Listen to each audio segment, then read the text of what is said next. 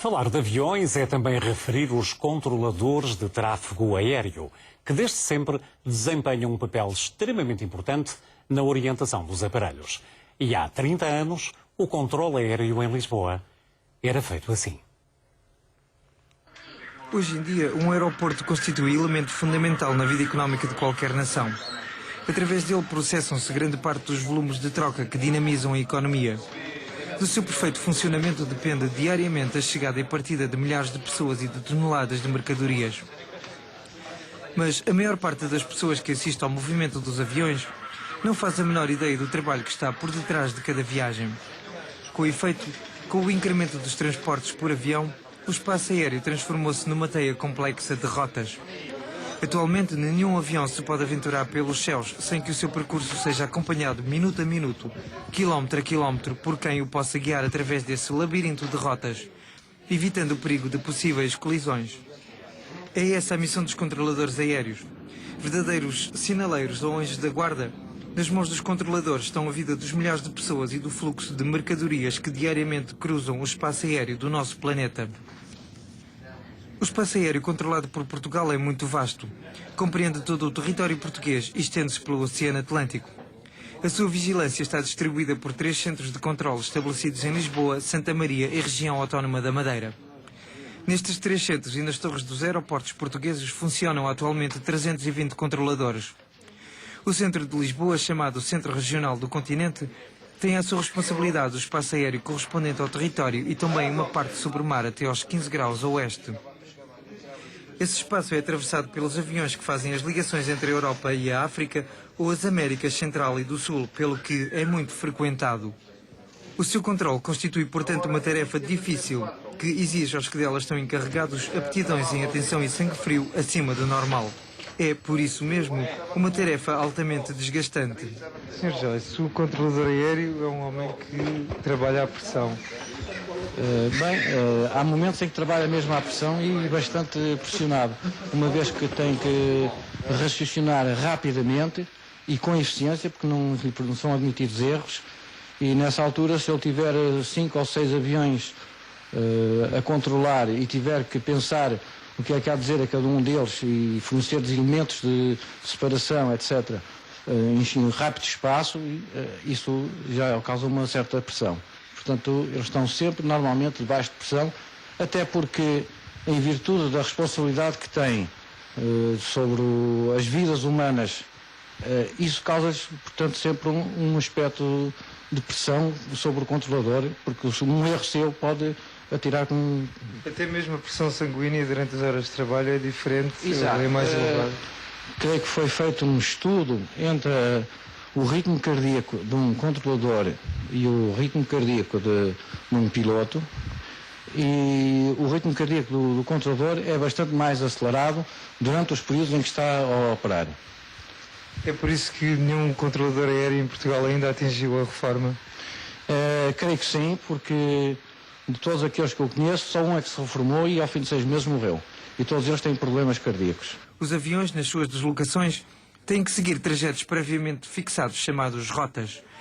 A missão dos controladores consiste em fornecer aos aviões todos os elementos e ordens que os auxiliem a deslocar-se seguramente ao longo das rotas.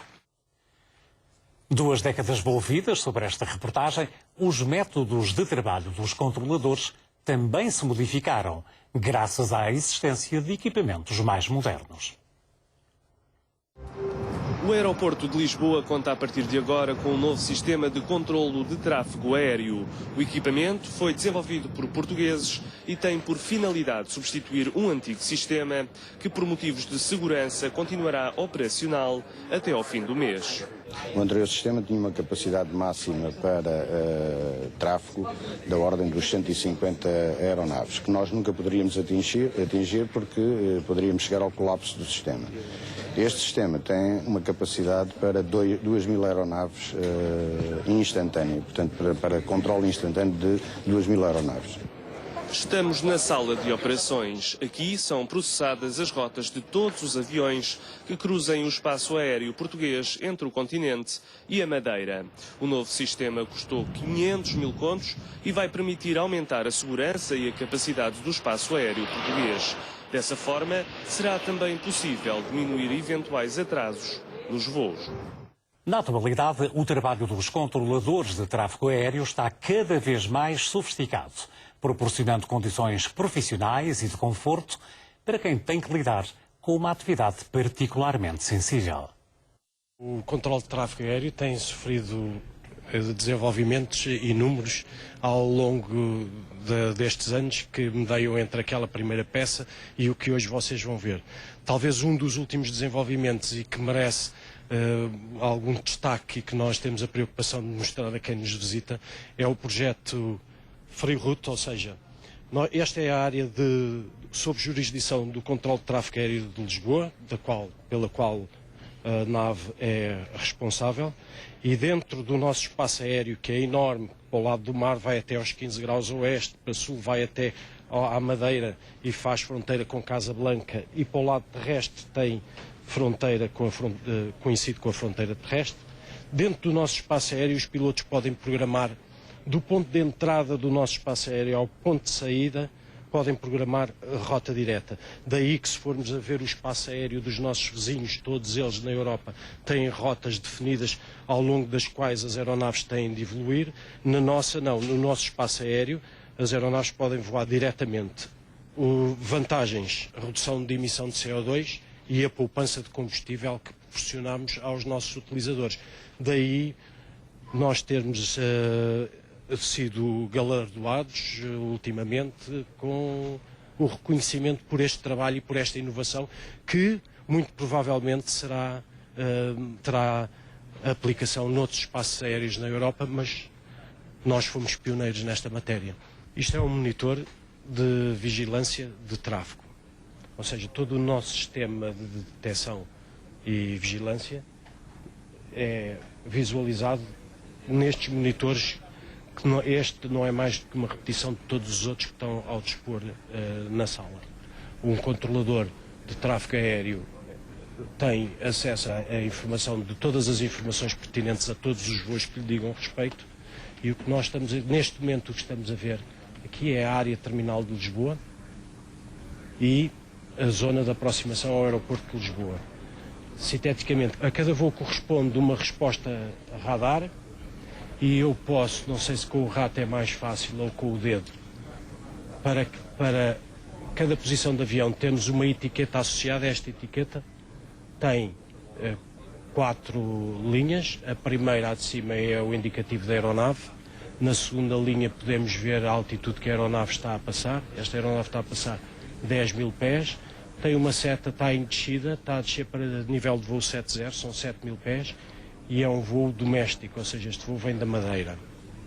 E depois temos a velocidade e a razão de subida e descida. Todas estas informações são pertinentes para controlar o voo a todo momento e não ser preciso estar a perguntar ao piloto sempre a posição e determinadas informações que temos ao dispor.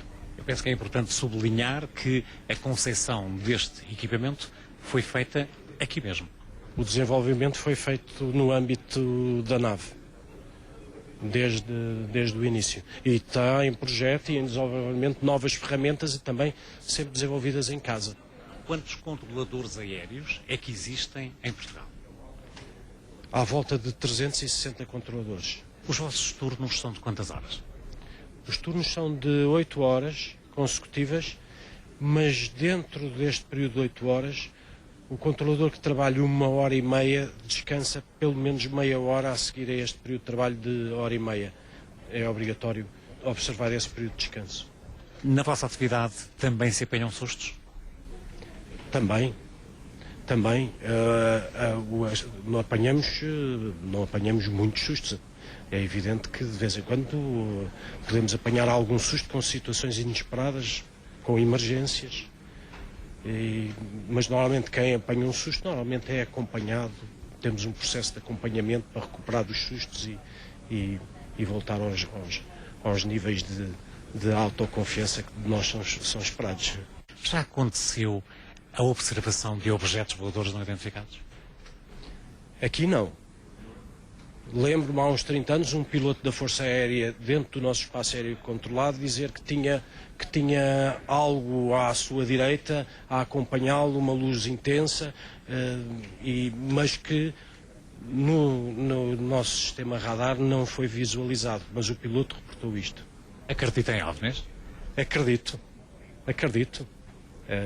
Não sei o que são, mas alguma coisa há de ser, nem que seja uma alucinação ou uma ilusão óptica. Eu já vi um.